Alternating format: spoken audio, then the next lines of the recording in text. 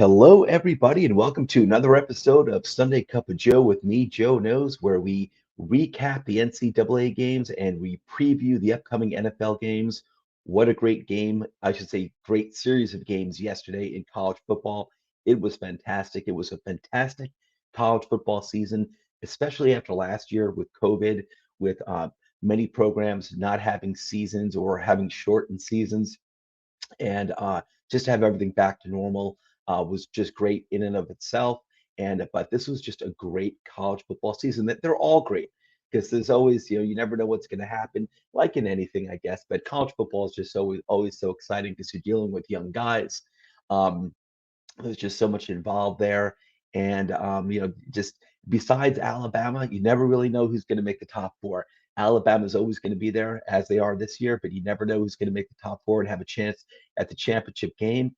And we definitely have some stunners this year, and it makes it all really, really exciting. But before we get into the content, just real quick, let me get the bells and whistles out of the way. Uh, don't forget to hit that like and subscribe button. Give us that 5-star Apple review because we deserve it. Please, pretty please. Uh, Apple Podcast. This is where you can find the show. Apple Podcast, YouTube, Podbean. I'm sorry, that's Podbean. When a Family Breaks, I should say Spotify. And then we have two Facebook pages, Toilets to Titles and When a Family Breaks, which is our Facebook page dedicated to the trading of sports memorabilia.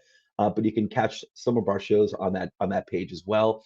And also patreon.com/toilets to titles. Go there and you can learn how you can further support the show. And we have our great, fairly new website launched August 1st. It has all of our videos, articles, tons of fantasy and NFL football content. Check it out. That is toiletstotitles.com. Following this show, I'm going to make this episode of Cup of Joe pretty quick because I started late. I do apologize for the late start. I didn't get to sleep until pretty late last night, so my butt was dragging this morning. But so I'm going to make it kind of short because the show coming up after this one needs to prepare in StreamYard. They need to set up, and that show is the Blitz, and that is weekly fantasy start sit advice. So if you're into fantasy football, like all of us here at Toilets and Titles are, you definitely want to check out the show. They give fantasy football advice, mostly start sit, but our three hosts, and that is Mike, Alex, and Justin, they provide their own picks, their own advice, but it's also a very, very much a viewer driven show. So any questions you have, any uncertainties you have, send them through the chat. Every single question will be addressed by the host. It's a great show. I'll most likely be in the chat as well. I usually am. I love the show. So check it out. But let's get into our content, people.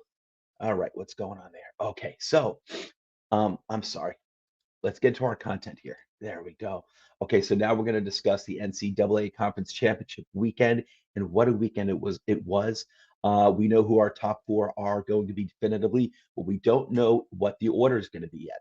Um, coming into this weekend, the top four teams were Georgia, Michigan, Alabama, and Cincinnati in that order. Now, we're going to get into the results of the game in a little bit, but just to skip ahead just a tad, as you probably know, Alabama defeated Georgia. So the rankings here are going to change a little bit.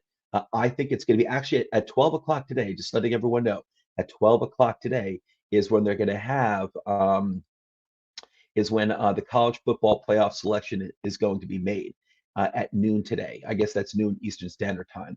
The college football playoff selection show will start, and we're going to find out who's playing who. Who's going to be, because you have the other bowl games out there too. But I believe this is where we're also going to find out what the Final Four rankings are. And my prediction would be, oh, I see I have two comments in the chat. Hang on one second, guys. Whoever's out there, hang on one second. I'll get to you in a second. But again, the rankings you see here in the yellow tag, that was coming into this weekend. This is going to change a little bit because Alabama, number 3 Alabama, did defeat number 1 Georgia. I'm sure number 1 Georgia is still going to be in the top 4, but they're probably not going to be number 1. My guess is going to be that it's going to be Alabama at 1, Michigan is going to stay at number 2, Georgia's going to stay at number 3, and Cincinnati is going to be number 4. That's my guess. I think this is actually the cleanest thing for them to do, actually, for the powers that be to do, and that is to put the only undefeated team at number 1. and that's Cincinnati. And I know many people wouldn't want to do that, and I'm included actually. Honestly, I guess I really don't think they're the number one team based on their strength of schedule. It wasn't nearly as strong as these other teams, such as Georgia, Michigan, Alabama. Cincinnati only played two ranked teams, and one of them was yesterday in their bowl game. They did defeat Notre Dame, who's ranked number 6 right now. They defeated Notre Dame earlier in the season. I think when Notre Dame, I think, was ranked seventh or sixth, something like that. And they defeated them pretty handily too, something like 24-13. So they took care of business pretty well there. And then Cincinnati also defeated Houston yesterday. As you'll see, we'll get into those details a little later.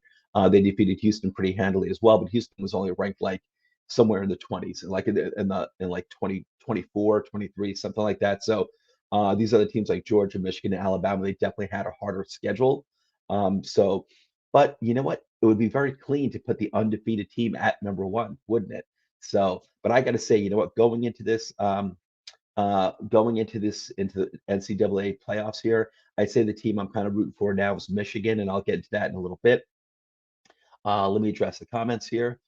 I got my cup of Joe ready for Joe Knows. Justin, good morning, Justin. Let's see, Chris's videos, Parker, DK, or Lockett. Hey, Chris's videos. Rich is chiming in already. All right, Chris, there you go. Rich is going with Lockett.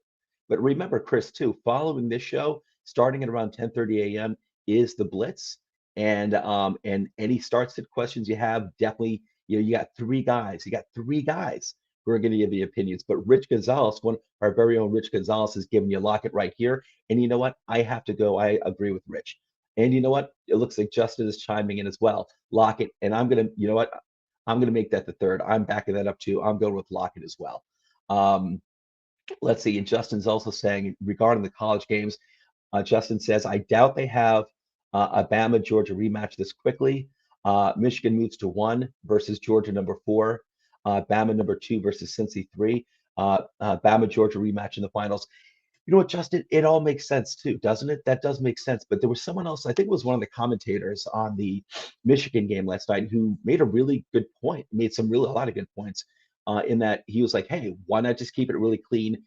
Give Cincinnati the only undefeated team, give them the number 1 ranking. And that would be clean, right? And also, you're not showing favorites. It's not like you're trying to set it up.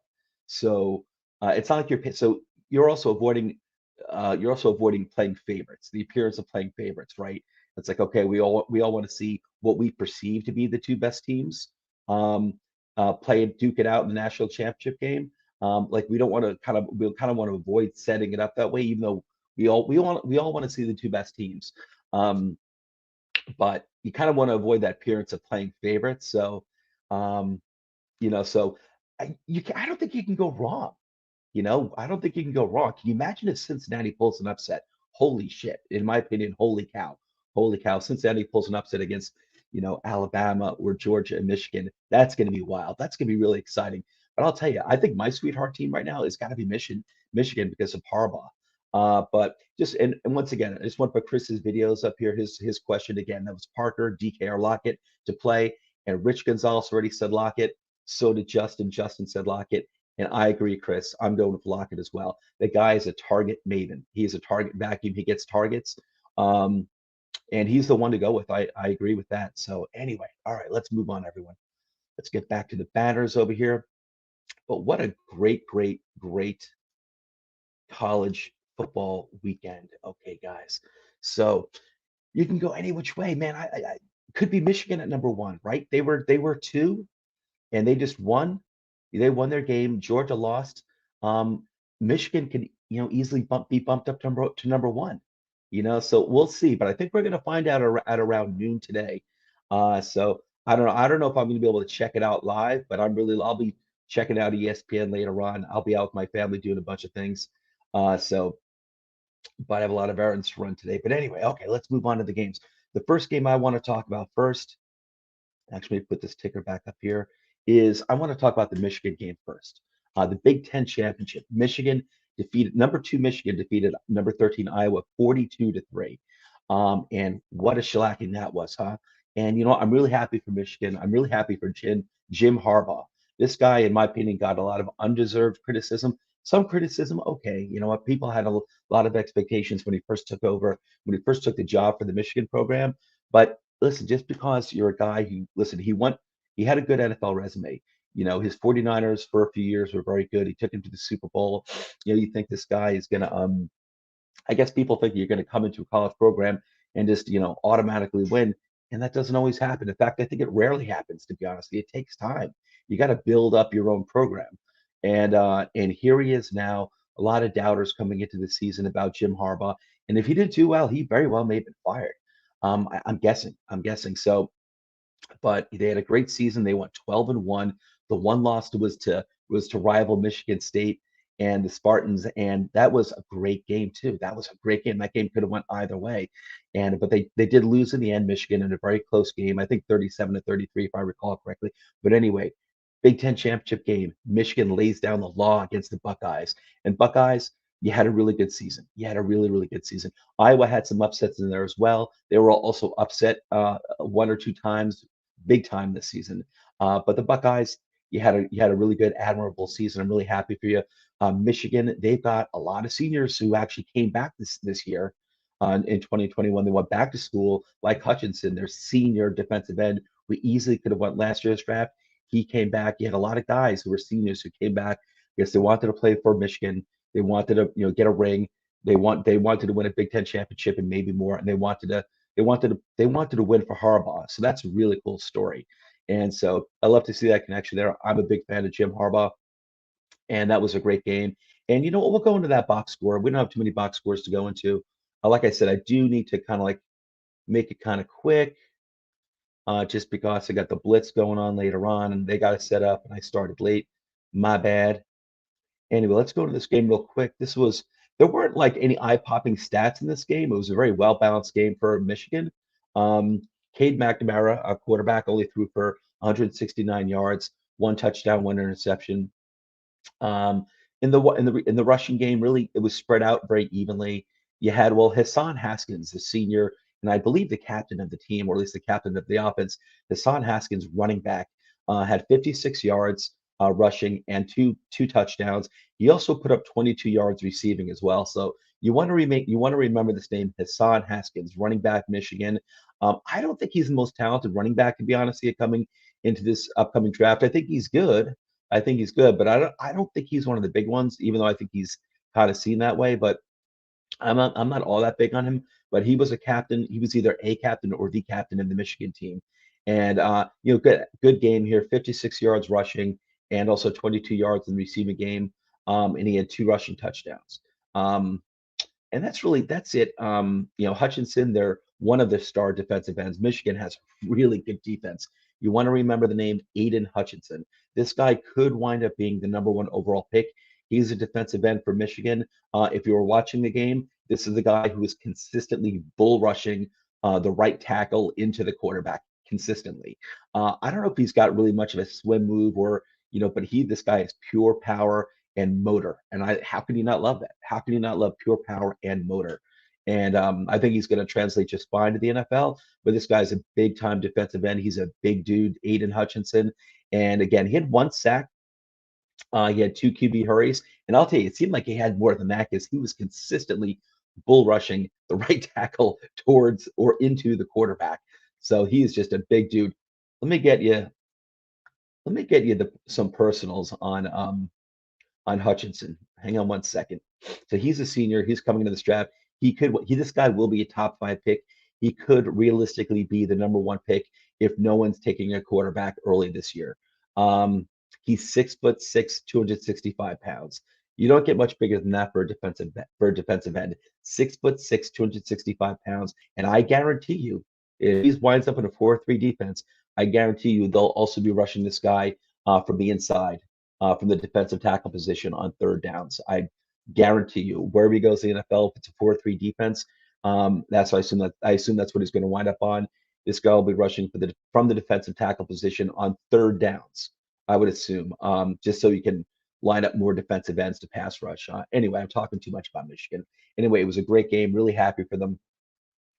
Why did I pop that up there again? So though, again, Michigan defeated Iowa 42-3. Let's move on to the SEC championship game. Number 3 Alabama. I'm proud to say I called this game. I was kind of rooting for Georgia actually, but I got to say, I did call this result, not the score, but I thought Alabama would win, and they did. SEC championship game, number 3 Alabama upset number 1 Georgia 41-24. And you know what? I actually thought it would kind of not be that close, to be honest. I thought it would be something like 38-17, something like that. So I wasn't too far off. I just think Alabama is that much better than everyone else. They're just in a tier by themselves. So if they lose in the playoffs, that is significant. Whether it's going to be to Georgia or Michigan or Cincinnati, it's like playing the Patriots from over the past 20 years, or the Yankees, or the New York Yankees, the late 90s. I mean, they're just at a different level. They're just an elite, like the elite team out there. But they took care of Georgia. Let's go into that box score there. And what worried me about Georgia too is that Georgia's defense is phenomenal. It's probably the best one in college football. They just destroyed everyone. I think they had 3 shutouts this year too. I see a chat in the comments. I want to get to that in 1 second. So Georgia's defense has been dominant, and they're usually a defensive heavy team. Georgia, that's what they're known for. That's the Kirby Smart program. They're really defensive oriented. My New York Giants are always drafting. For the past 5 years, I think they've taken at least one Georgia player every single draft, and usually on the defensive side of the ball.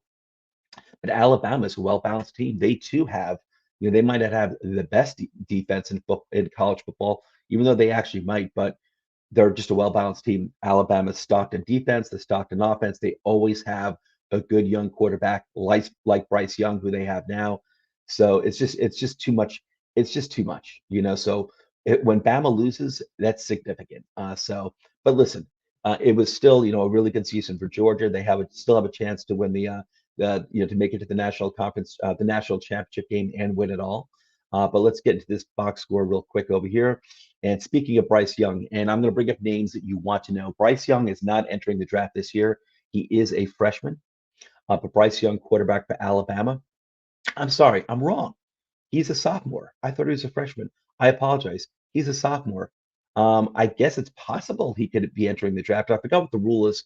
I don't know if you can enter the draft, the NFL draft, after your sophomore season, or do you have to wait until you're after a junior? I forgot, but it's possible he could enter the draft this year. I, I think I'm wrong about that. I think I'm wrong. I think he's going to be. I think you have to wait to after your junior year. I could be wrong about that, but listen, if Bryce Young is coming, if he is coming into this upcoming draft, he's going to be the number 1 quarterback taken, absolutely, hands down. But I don't think so. I don't think so. But anyway, Bryce Young, incredible season. This guy probably should get the Heisman Trophy this year. Yesterday's game, he put up, hang on 1 second, he put up 421 yards passing and 3 touchdowns on the Georgia defense. Georgia's defense was number 1 defense this year in college football.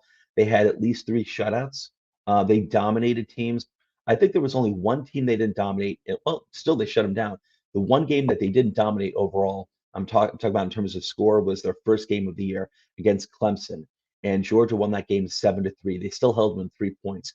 After that, Georgia destroyed everybody, and their defense just clamped down on everyone. Like I said, again, I'll say they had 3 shutouts. So Georgia's defense is for real, but Alabama's talent is for real too. I mean, they're like 3 deep at every single position. So one guy goes down, another legitimate top player comes up. So Brian Robinson Jr., a running back, had 55 yards on 16 carries. Really not much in the rushing game, but they didn't have to. Alabama was passing the crap out of the ball yesterday. There was a major injury yesterday for Alabama. John Mechie, the third star wide receiver for Alabama, and a junior. I believe he would have been coming out into this draft. He was having a nice game. However, he left the game with a torn ACL. He had 7 yards receiving and 1 touchdown. And then after he went down, Jameson Williams, another star wide receiver, yet another star wide receiver for Alabama. Jameson Williams, 184 yards and 2 receiving touchdowns. And Jameson Williams is also a junior. So I'm assuming both of these guys are coming out. Well, I'm assuming Williams is coming out into this draft. I assume Mechie would have, but Mechie left with a torn ACL. He could go into this upcoming draft, but obviously his stock draft value is going to take a huge hit. So he could very well go back to Alabama next year. But John Mechie, you want to remember the name, because whether he enters the draft this year, which I doubt, He'll probably go back to Alabama now and play his senior year due to the ACL injury, I assume. But it's probably going to take like a full year for him to recover. So that's a bad situation to be in if you're John Mechie III. But you also want to remember the name Jamison Williams. Jamison Williams, wide receiver for Alabama. Man, this team is just so loaded. And there really isn't, for Stetson Bennett, the quarterback for Georgia, he had 340 yards passing, 3 touchdowns, also 2 interceptions. Brock Bowers is a name you want to remember. Brock Bowers is a tight end for Georgia. He had yet another monster game. 139 yards and 1 touchdown. And I think Bowers he is a freshman. I thought so. Brock Bowers is a freshman, so he's not coming into the next draft, but just remember that name. If you like tight ends like I do, it's one of my favorite positions in football. Remember the name Brock Bowers out of Georgia. 139 yards on 10 receptions and a receiving touchdown. So because he is going to be a really good pick in a year or two. So, all right. So, but anyway, great game by Alabama. I felt like they were probably the best team anyway going into that game. Let's see. Yeah, Rich said he called it too. He called it the Alabama win. Rich, it's funny because I remember like I didn't call the game on my shows. I didn't call the Alabama Georgia games. I haven't called like any college games on any of my shows in terms of predictions. I only do NFL predictions. But I know I did. I called out my Alabama win on your show. And I remember either you or Nate also went with Bama. I couldn't remember who it was, but I guess you were the one who called it out as well. We both went with Bama. I think Bama's just too powerful. Not that they can't be beaten, but man, they're just such a powerhouse. It was on Dollars to Deuces. That's right. It was on Dollars to Deuces. So yeah, I chimed in. I wasn't on Dollars to Deuces, but I was in the chat this past Wednesday night on Dollars to Deuces, and I said Bama as well. So. But anyway, Georgia's still going to make the Final Four as they deserve. Okay, guys, let's move this along. We're going definitely slower than I intended. I apologize. Okay, let's move on to the AAC Championship game. That's the American Athletic Conference Championship game. Number 4 is Cincinnati Bearcats. It seems like the Bearcats are everyone's sweetheart this year. Number 4 Cincinnati defeated number 21 ranked number 21 Houston 35-20. They took care of business like Cincinnati's been taking care of. They've been taking care of business all season long. So the Bearcats win. Where they're going to wind up being ranked, we'll see. But they're definitely going to be in the top 4 and have a shot at the national championship game. So, but Bearcats took care of Houston 35-20. I'm not going to go into that box score, but I'm just telling you, people. You know what? Let me go to the box score real quick. I'm sorry. There are definitely Bearcats names you want to be familiar with, especially the running back, Jerome Ford. Jerome Ford, running back for Cincinnati. This guy, possibly, if not the top, he's definitely top 3 running backs this year. Again, Jerome Ford, running back for Cincinnati, put up 187 yards on 18 carries. That's 10 yards per carry. Holy cow. So he put up 187 yards and 2 touchdowns. Desmond Ridder is the quarterback for Cincinnati. You want to be familiar with his name as well. 190 yards passing, also 3 passing touchdowns. And let's see, nothing too sexy on the receiving side to call out. On the Houston side, a wide receiver, Nathaniel Dell, did put up 152 yards and 1 touchdown. And that's pretty much it. That's all that's worth calling out. But hey, listen, also Cincinnati has some really good defensive players too. So you want to let's check out Joan Briggs. He's a defensive lineman. He had a sack. He's a sophomore. I'm wondering if he can come to this draft as well. But what was the other good defensive player they have? Maybe it was Darian Beavers. Darian Beavers, linebacker for Cincinnati. He's a senior. So this is a name you want to remember. Darian Beavers, linebacker, 6'4", 255 pounds out of Cincinnati. The guy is really, really good. So that's a name from Cincinnati you want to remember. And okay, so I'm going to move on to the next game. But again, congratulations, Cincinnati. You made the top 4. I'm really happy for you guys. Even though I still have my doubts that a Bearcat is a real thing. I have my doubts. I'm going to stand by that. I think a Bearcat might be like Bigfoot's pet. That's what I think. A Bearcat just doesn't sound real. Okay, let's move on to the other games. Big 12 championship game. I know someone who was hurt by the result of this game. That is Rich Gonzalez, who's in the chat.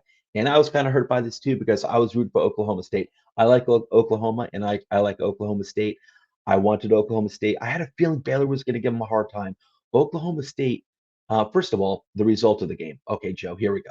Number 9 Baylor upset number 5 Oklahoma State 21-16. It was a great game. I saw the vast majority of that game. It was a really great game to watch. A lot of these games are great to watch. This was a great game. This was maybe my favorite game to watch this weekend. It was really close. I was rooting for Oklahoma State because I thought they had a real chance to make it in the top 4 if they won, and I thought they had a real chance if they won to take Cincinnati's spot. Or really, I don't know, maybe Georgia, like since Georgia lost. I don't think that should have happened, but I think Oklahoma State had a real shot to take over Cincinnati's spot if they won because Oklahoma had one of the most difficult records, one of the most difficult schedules this year. Oklahoma played, I think it was 5 ranked teams this year.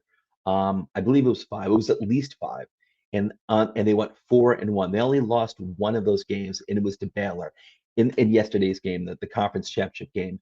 And Oklahoma State had actually defeated Baylor earlier this season. So Oklahoma State did defeat like 4 ranked teams, and then they lost to Baylor yesterday, and that was a good game. So hats off to Baylor. That hurt. I was kind of hoping to see Oklahoma State win. And listen, if they won, you could not, in my opinion, you could not keep them out of the top 4 in the rankings. You just couldn't, based on their strength of schedule. If they had won yesterday and they went 5-0 against ranked teams, there's no way you can make the argument to keep them out of the top 4. No way, no way, in my opinion. It would have been interesting. Let's see. Yeah, Rich says go Pokes, and yeah, it was a great game.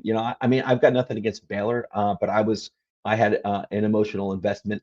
Yeah, I know, Rich. No chance now for Oklahoma State. They deserved it too because Oklahoma State didn't start the season off ranked. They were an unranked team, and if you look back at the history of the season, I don't think Oklahoma State entered the rankings until like week 4, and they just consistently shot up the boards, and they got as high as top 5. They got as high as number 5. Going into yesterday's game, man, I knew it would be a tough rematch with Baylor too. Baylor's a good program; they're strong. And I was really, really rooting for Oklahoma State. I'll tell you, if Oklahoma State won, man, we would have had a real argument today on who's going to be in the top 4.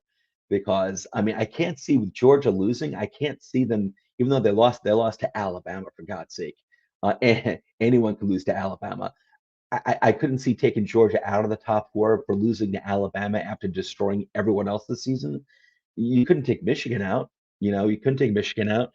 Uh, and really, the only other team that you could take out, I would think, and you couldn't take out Alabama especially after they beat Georgia. Um, the only team you could have taken out was Cincinnati, who only played 2 ranked teams. They beat Notre Dame. And again, Cincinnati beat Notre Dame early this season. It was an impressive win, 24-13, I think it was. And Notre Dame was ranked number 7 at the time. So Cincinnati definitely took care of business against Notre Dame. And they won yesterday in their conference championship game against Houston, who, again, Houston was ranked 23 or something like that. Meanwhile, Oklahoma State played like 5 ranked teams, including Baylor yesterday. And if Oklahoma State if they only had one loss, and that was to unranked Iowa State earlier this year. If Oklahoma State had won yesterday and they only had that one loss against Iowa State, Iowa State's a good program. They're not ranked right now, but they're a good program. They're fully capable of beating 95% of the teams out there on any given Sunday. Um, if Oklahoma had won yesterday, I think they'd have to go into the top 4 ahead of Cincinnati, but it didn't happen. It didn't happen. So, I'm talking too much about this, but that was crazy to see. It would have been crazy to see if Oklahoma State had won. Okay, so and the Pac-12 championship game. Number 17 Utah upset number 10 Oregon 38-10. I'm not going to go into the details of that game. That's just Oregon. Not a surprise. Not a surprise, to be honest with you. They kind of crapped the bed. So it is surprising losing to number 17 Utah. That shouldn't have happened. But Utah's a pretty good program. But Oregon, you're better than that. You're better than that. So another disappointing ending for Oregon. I'm not going to go into the details of that game. The ACC championship game, number 15, Pittsburgh defeated number 16 Wake Forest 45-21. I saw a little bit of that game. Pittsburgh, obviously, Put a shellacking on Wake Forest. I'm not going to go into the details of that game. Mountain West Championship game, Utah State upset my darling, one of my darlings, number 19 San Diego State, 46-13.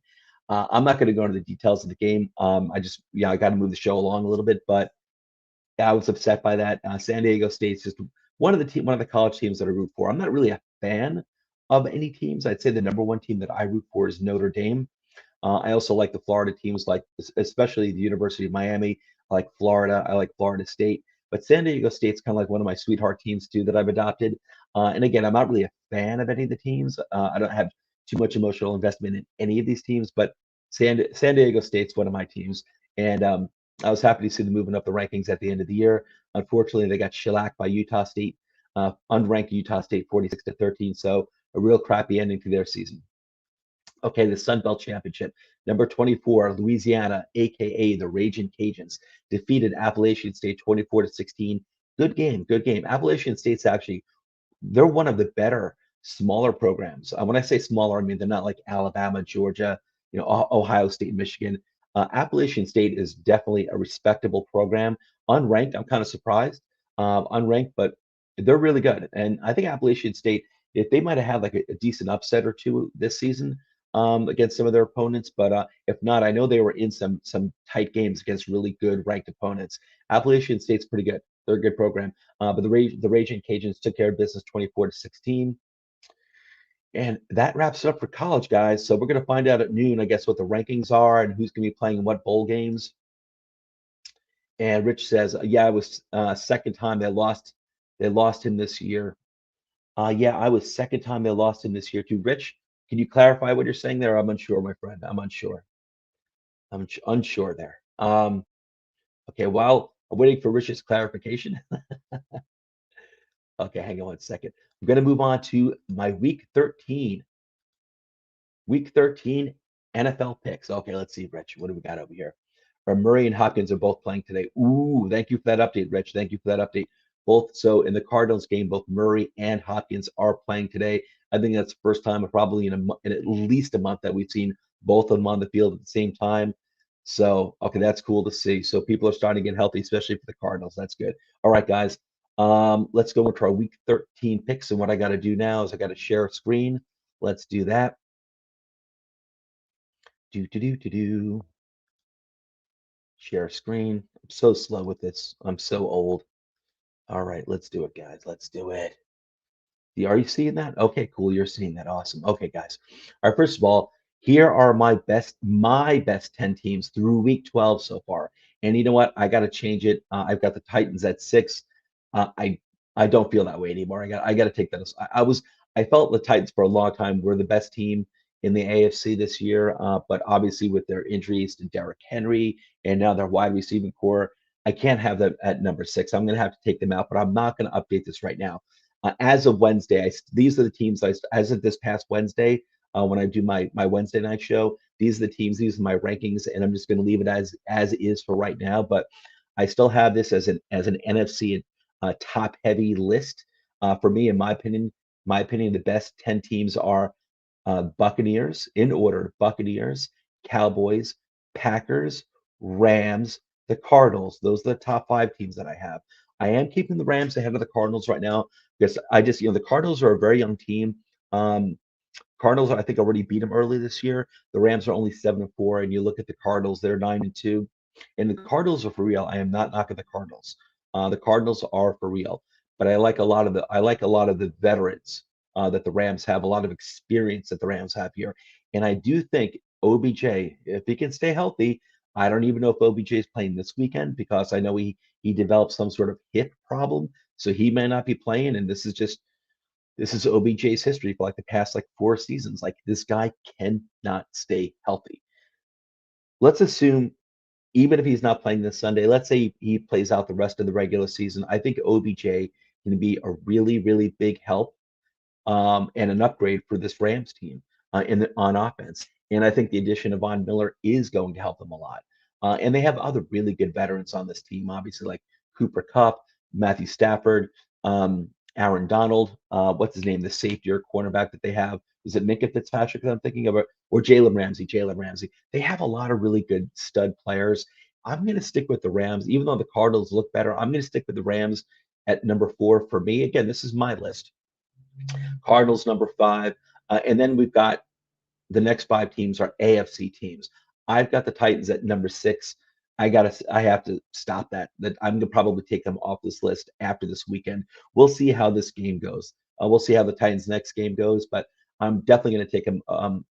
If not off the list, off the top 10 list, I'm definitely have to move the Titans down quite a bit. The AFC is, man, you can make an argument for any of these teams. I have the Titans at number 6. I have the Ravens at number 7. I've got the Bills at number 8. I have the Chiefs at number 9. I have the Colts at number 10.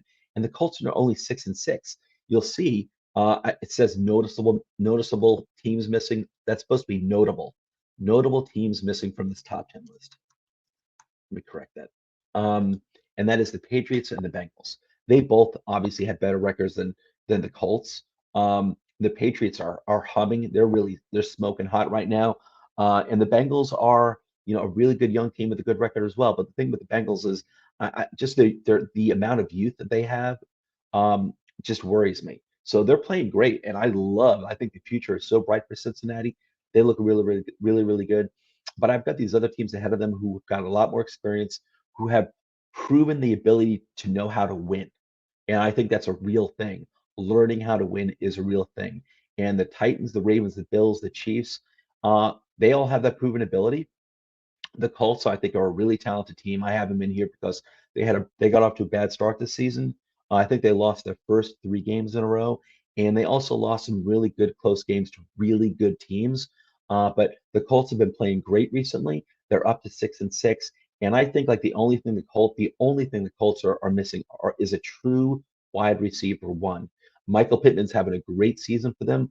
I still don't necessarily think he's a wide receiver one, but he's playing really, really well. And I was wrong about him. I was wrong about him in the beginning of the season. I was like, Michael Pittman, whatever. I was completely wrong. The Colts, they've got a good offensive line. Carson Wentz, his career is rejuvenated in Indianapolis. This guy is throwing like at least 2, sometimes 3 touchdowns a week. This guy is throwing touchdowns all over the place. They got Jonathan Taylor, and they have a really good defense. So I like the Colts a lot. I've got them here in my top 10, even though they're 6-6. The Patriots, it's hard for me to keep them off the list right now, but listen, they're looking great, but they also have a lot of youth too, as well as youthful quarterback. Mac Jones looks fantastic. However, he is a rookie, so I still want to see more. But so I'm going with the Titans for right now. Titans, Ravens, Bills, Chiefs, Colts, and again, I probably will take the Titans off that top 10 list after this game, though. Okay, that was Nate's list. Okay, so again, with my picks so far, my Week 12 results were horrible last year. I was 5-10 with this. Yeah, I'm sorry. My Week 12 results were horrible. I was 5-10 with the spread. That was my worst performance by far. This year, I was 5-10 with the spread, and I was 7-8 straight up. My year-to-date results with the spread, I'm 96, 81, and 3, and straight up, I'm 105 and 75. But I started off really hot this year, but like the past like 5 weeks, um, not doing so great. So anyway, here are my updated picks for Week 13 NFL Week 13. Again, the teams that have the buys are the Browns, the Packers, the Titans, and the Panthers. Let me check the chat real quick before I get to my picks. Okay. Rich says Utah being Oregon. I think. Let's see. Oh yeah, exactly. Oh yeah, Utah beat Oregon twice. You know what, Rich? I wasn't aware of that. Thank you for calling that out. Utah beat Oregon twice. Holy cow. I didn't know that, Rich. Jeez. I guess Utah's got their number, huh? Unbelievable. Unbelievable. So, but Oregon, how the heck did Oregon get all the way up to number 10? I mean, they're a talented team, but I think there are teams that were ranked lower than them that were actually better than them. So anyway, all right, so let's move on to my picks for Week 13. Let's wrap this up over here. Cowboys. I took the Cowboys at the Saints. I was proven correct on this one. I think the final score was like 27-13 or something like that. Cowboys handily took care of the Saints. The Cowboys were giving 4.5 points in New Orleans. I took the Cowboys, giving the points in the Cowboys straight up. That shouldn't have been a shock. The Saints are kind of reeling. They don't have a quarterback. They don't have wide receivers. I don't even think they had Alvin Kamara either. So, I was surprised the spread was only 4.5 points, even though it was in New Orleans. Buccaneers to the Falcons. Oh, by the way, everyone, I'm getting my spreads, the spreads that you're seeing, the spreads that I'm showing you. I got these off of ESPN last night. I work with the spreads from ESPN, and I got these from last night. So the spreads could be slightly different. Some of them may be slightly different as of this morning, but I updated this list last night as I was watching um, some of the NCAA games last night. So these spreads are from last night on ESPN. Buccaneers at the Falcons. Buccaneers are giving 10.5 points in Atlanta. I'm taking the Buccaneers giving the points and the Buccaneers straight up. Cardinals at the Bears. The Cardinals are giving 7 points. I'm taking the Cardinals giving the points and the Cardinals straight up.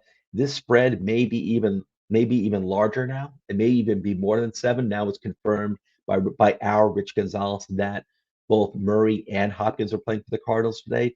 So this spread could be 8. Who knows, 8.5. But anyway, Cardinals are giving 7 points in Chicago. I'm taking the Cardinals giving the points and the Cardinals straight up. Chargers at the Bengals. The Bengals are giving 3 points. Okay, this game's in Cincinnati. Bengals have been playing great. They've got some really good upsets on their resume this year. Obviously, the Bengals should be favored. They're definitely one of the best teams in the NFL this year. I'm just going. This is a gut feeling thing. And the Chargers have been underperforming. The Chargers are like 6-5, so they're still above 500. Um, and the Chargers, they've also had quite a few of their losses have come to really good teams.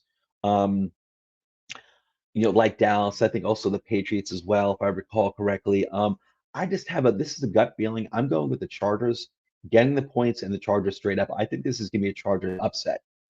It's a gut feeling thing. That's all. I do think the Chargers are going to pull the upset in Cincinnati. So I'm taking the Chargers getting the points and the Chargers straight up. The Vikings at the Lions. The Vikings are giving 7 points. Believe it or not, I'm taking the Lions getting the points. I'm taking the Vikings straight up, but I'm taking the Lions getting the points. It's probably crazy because the Lions seem to be getting progressively worse here in the second half of the season. But it is the game is in Detroit. It is a division rival, so those can be kind of crazy. I want this close. So I'm going to go with the Lions getting the points and the Vikings straight up. I'll probably regret that. Giants of the Dolphins. Giants are reeling with injuries. People can say, "Well, every team gets injuries." I don't care. The Giants have injuries. First of all, they have no depth. Okay, so they can't afford to have injuries anyway. But now their quarterback is out as well, and you could say, "Well, probably not going to make a much of a difference." I know a lot of people don't like Danny Dimes out there, but anyway, Giants are reeling from injuries. The Dolphins are getting better and better every week. Dolphins are looking more and more like the Dolphins team we expected coming into the season. So this game's in Miami. The Dolphins are giving 6.5 points. I'm taking the Dolphins giving the points and the Dolphins straight up. I don't think this is really going to be a close game, especially without Daniel Jones. He's not playing today. He may wind up being out for the season. He's got some sort of neck injury. We'll see. We'll see. I just have no idea. He could wind up being out for the rest of the year. But the Dolphins have been playing great. They've got a good pass rush. I don't think the Giants will be able to handle that. And the Giants can't run the ball anyway. The Giants can't run the ball. So, even if they just wanted to hand the ball off a lot, they really can't do it anyway. The Giants really don't. They have a crappy offensive line they can't run the ball at all. And now their quarterback is out. So I don't think the Giants are going to be able to do anything today. So luckily the spread's only 6.5 points, but I'm taking the Dolphins giving the points and the Dolphins straight up.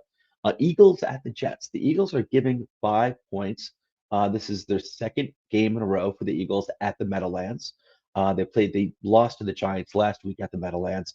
Now they're playing the Jets. The Eagles are giving 5 points at the Jets. I'm taking the Jets getting the points, and I'm taking the Eagles straight up. I do think the Jets are going to make this a game. I do. So I'm taking the Jets getting the points and the Eagles straight up. The Colts at the Texans. Colts are giving 10 points. I'm taking the Colts giving the points and the Colts straight up. I don't think it's going to be close. Washington at the Raiders. Rich, if you're watching, I changed this as well. The Raiders are giving 1.5 points. I'm taking Washington getting the points, and Washington straight up. On my Wednesday show, I originally took I still had Washington getting the points, but I took the Raiders straight up. I changed this, Rich, because I think Washington's rattled off a few wins in a row, and Antonio Gibson, I think, is going to be a difference maker. He's been healthy for the past few weeks, and he's made a difference for his team. And they've been winning ever since Gibson came back. And I know like the Raiders have a pretty good defense, especially their secondary and the pass rush. But the weakness of the Raiders defense is their run defense. And I think that's going to help Washington out a lot because Washington's pass offense hasn't been that great. It hasn't lived up to what many of us thought it would be going into this year. But then again, I wouldn't be shocked by a Raiders win at all. I think the Raiders are overall a better team, actually, probably. Um, and Washington's defense, their weakness is pass. They're not good against the pass. Um, but you know what? I think the Washington's playing well, and I think I'm going to ride that train for a little bit. I think it's a good matchup, and that can go either way. But I'm going to take Washington getting the points and Washington straight up. Jaguars at the Rams. The Rams are giving 12.5 points. I'm taking the Rams giving the points and the Rams straight up. Ravens at the Steelers. Ravens are giving 4.5 points. I'm taking the Steelers getting the points. I probably shouldn't, but I'm taking the Steelers getting the points. It's in Pittsburgh. I'm taking the Ravens straight up. But I'm going to take the Steelers getting the points in Pittsburgh. The Steelers are reeling from a lot of injuries on the defensive side of the ball, and that's really the strength of this team is their defense. They have a really good defense when they're healthy, but they've got a lot of key injuries. I think Minka Fitzpatrick, Watt, I think they're both still out. They may even have more injuries than that, so they're kind of reeling. But it's in Pittsburgh, so I'm going to take the Steelers getting the points in Pittsburgh. And I'll take the Ravens straight up. 49ers at the Seahawks. 49ers are giving 3 points in Seattle. I'm going to take Seattle getting the points and the 49ers straight up. I probably shouldn't do this. The 49ers are playing really well. They rattled off a few wins in a row, I believe. I think they're up to 6-5 now, the 49ers. They're looking really good. They're coming along nice. They've been getting guys back. They're getting healthier. The Seahawks are really, they look horrible. The reason why I'm taking the Seahawks getting the points is that it is a divisional game and it's in Seattle. Um, Man, I should probably take the 49ers because the Seahawks have just looked like absolute crap. Nothing's going right for this team. Their defense is horrible. The offensive line isn't very good. They really don't have a running game. It's really just Russell Wilson and his two wide receivers and Metcalf and Lockett. And, I don't know. Russell Wilson to me kind of looks a little checked out. I don't know. Maybe it's just me, but you know what? I'm gonna go with the Seahawks getting the points in Seattle, and I'll go with the 49ers straight up to win. Broncos at the Chiefs. The Chiefs are giving 9.5 points. I think that's a big spread. So I'm taking the Broncos getting the points and the Chiefs straight up. Again, this game is in Kansas City. The Broncos are not a pushover. The Chiefs are looking better and better. The Chiefs defense has gotten better. It's not a great defense. It will not be a great defense, but it's looking better and better at least. It's looking serviceable. And that's really all the Chiefs kind of need. As long as you have Mahomes, Travis Kelce, and Tyreek Hill, that's kind of all you need is a serviceable defense, and that's the Chiefs have been giving them. But the Broncos are not a pushover. The Broncos are a tough, tough team. So I'm going to go with the Broncos getting the 9.5 points, and I'll stick with the Chiefs straight up. Patriots at the Bills. Now, this is probably the game of the week. Patriots at the Bills. The Bills are giving 2.5 points. This game's in Buffalo. The Bills are giving 2.5 points. I'm taking the Patriots getting the points, and I'm taking the Bills straight up. I do think this is going to be like a 1 point, 2 point game. I think it's going to be a really close game. And you know what? I'm going to take the Bills straight up to win in Buffalo. If this game were in New England, I'd probably take New England. But I'm going to take the Patriots getting the 2.5 points, and I'll take the Bills straight up in this game. But I think that's the game of the week. It's going to be a great Monday night game. Anyway, that's my picks for Week 13, people. All right, let's see. Rich. Oh, oh, Hurts is out. Oh, I didn't know Hurts is out. Jalen Hurts is out, huh? Jalen Hurts, Rich, he's out. Hmm. Then I'm definitely sticking with my Jets pick. Uh, I don't know who the backup QB is for Philadelphia. I forgot. Hmm. You know what? I'll stick with my pick of the Jets with the points, but the Eagles straight up. And Rich also says Raiders all the way with the points. I don't blame you, man. I don't blame you. I don't blame you at all. I think that game could go either way, and that's not a slap against the Raiders. I think the Raiders and Washington are actually very evenly matched. I think Washington was underperforming throughout the vast majority of this year, and then just like the past 3 weeks, they rattled off some wins, and they're looking better. So I think Washington's playing better. And I think Antonio Gibson's going to be a real factor here because the Raiders' problem on defense is their run defense, as far as I'm aware. And so I'm rooting for the Raiders, Rich. I am rooting for the Raiders. But when it comes to picks, I got to be as honest as I can. All right, people. So anyway, I'm pretty much out of here. Let me just go through the bells and whistles at the end of the show here. Okay, so our in-season schedule here at Toilets and Titles Monday night. We've got 8 programs. First of all, in season. Monday night we have our waiver wire program. That's for Patreon members only. We do release that on Tuesday on YouTube. I think at 12 o'clock p.m. And then Tuesday at 8 p.m. is Toilets to Titles, our flagship program. That's a great program. Check it out. Wednesday, and again, that's like around 8 p.m. on Tuesday nights. Wednesday at around 9 p.m. is my show. I actually started earlier. I probably started at like 8 or 8:30, but Wednesday night around 8, anywhere between 8 to 9 o'clock, I start my show. Joe Knows the NFL Review Preview. That's where I recap the previous weekend's NFL games, and then I do my first preview of the upcoming NFL games. Following that show at around 10:30 p.m. Eastern Standard Time, at around that time is Dollars to Deuces, which is our weekly betting advice program, and that is hosted by Rich Gonzalez, who's a big man in the chat today, and Nate as well. They do that show together. And oh yeah, that's right, Minshew, Gardner Minshew for the Eagles. I think he's gonna have a pretty good game. I actually like Gardner Minshew. So yeah, I'm gonna stick with my picks. Jets with the points, Eagles straight up. I'm gonna stick with my picks. But that's right, Gardner Minshew. We were talking about that this week too. Gardner Minshew. I like Gardner Minshew. The rest of our programs, Thursday at 8 p.m. is a dash of DFS. Saturday at 7:30 p.m. Down Under Dynasty. We have a team. Yes, we have a team in Australia. We are Toilets and Titles is international. We have 3 guys in Australia and that's Matt, Ben, and Mark Bull. I'm sorry. So we've got Matt, Ben, and Mark Down Under. They're really into dynasty fantasy football. So that's what this program is about. Saturdays at 7:30 p.m. Eastern Standard Time. They've got their program giving dynasty fantasy football advice, and they just like to talk about it too. They're really into dynasty fantasy football. Sunday at around 8 a.m. is the show you're watching right now, Cup of Joe, the NCAA recap, and an updated NFL preview. And then following the show at 10:30 a.m. is the Blitz. And again, that's our start, sit, call-in show. We want it to be a call-in show eventually.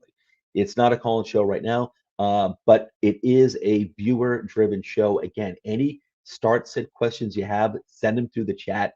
Every single question will be addressed by the hosts of the Blitz.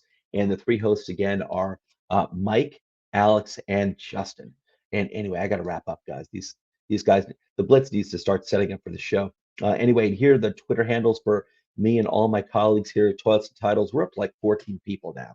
So follow us all. Just a great crew of people to work with. Just been phenomenal ever since I started doing programs on this for Toilets and Titles back in like July. It's just been wonderful. So these are the Twitter handles. Please follow them all. It is great. Mark Bull is here as one of our latest guys. Drop the Leash. JC is another one of our latest add-ons here to our team. Just a great team. And don't forget, friendly reminder, hit that like button, subscribe, hit that bell, give us that 5-star Apple review because we deserve it. Yes, we do. Anyway, guys, I'm out of here. Great college football season, everyone.